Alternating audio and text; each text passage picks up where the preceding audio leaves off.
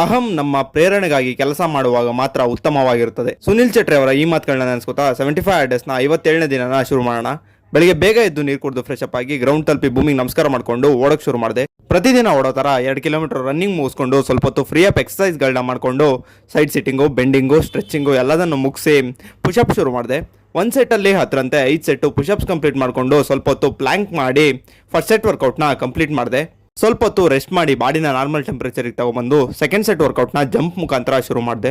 Body warm up ಆಗೋವರೆಗೂ jump ಮಾಡಿ ಆಮೇಲೆ ಅಲ್ಲೇ ಇಟ್ಟಿಗೆ ಸಹಾಯದಿಂದ ಸ್ವಲ್ಪ ಹೊತ್ತು ಕೋರ್ಗೆ ಈ ಥರ ಎಕ್ಸಸೈಸ್ಗಳನ್ನ ಮಾಡಿ ಸ್ವಲ್ಪ ಹೊತ್ತು ಎಲ್ಸಿಟ್ ಟ್ರೈ ಮಾಡಿ 100 ಸಿಟಪ್ಸ್ ಮಾಡಿ 100 ಬಸ್ಕಿ ಹೊಡೆದು ಮತ್ತೆ ಇಟ್ಟಿಗೆಗಳನ್ನ ತಗೊಂಡು ಸ್ವಲ್ಪ ಹೊತ್ತು ವಿಸಿಟ್ ಟ್ರೈ ಮಾಡಿ ಇಟ್ಟಿಗೆಗಳನ್ನ ತೆಗೆದು ಸೈಡ್ಗೆ ಇಟ್ಟು ಆಚೆ ಬಂದು ಸ್ವಲ್ಪ ಹೊತ್ತು ಪುಲ್ಅಪ್ ಟ್ರೈ ಮಾಡಿ ಸೆಕೆಂಡ್ ಸೆಟ್ ವರ್ಕೌಟ್ನ ಕಂಪ್ಲೀಟ್ ಮಾಡಿದೆ. ಇವತ್ತು ಕನ್ಸ್ಯೂಮ್ ಮಾಡಿರೋ ಫುಡ್ ಅಂದ್ರೆ ಉದ್ನಿಟ್ಟು, ಮುದ್ದೆ, ಅನ್ನ, ಸಾರು, ಮೊಟ್ಟೆ, ಹಾಲು, ಡ್ರೈ ಫ್ರೂಟ್ಸು. ವಿಶ್ವವನ್ನೇ ಗೆಲ್ಲಲು ಹೊರಟ ಅಲೆಕ್ಸಾಂಡರ್ ವಿಫಲನಾದನು. ಈತನು ಕ್ರಿಸ್ತಪೂರ್ವ 323ರಲ್ಲಿ ಬ್ಯಾಬಿಲೋನಿಯಾದಲ್ಲಿ ಮರಣ ಹೊಂದಿದನು.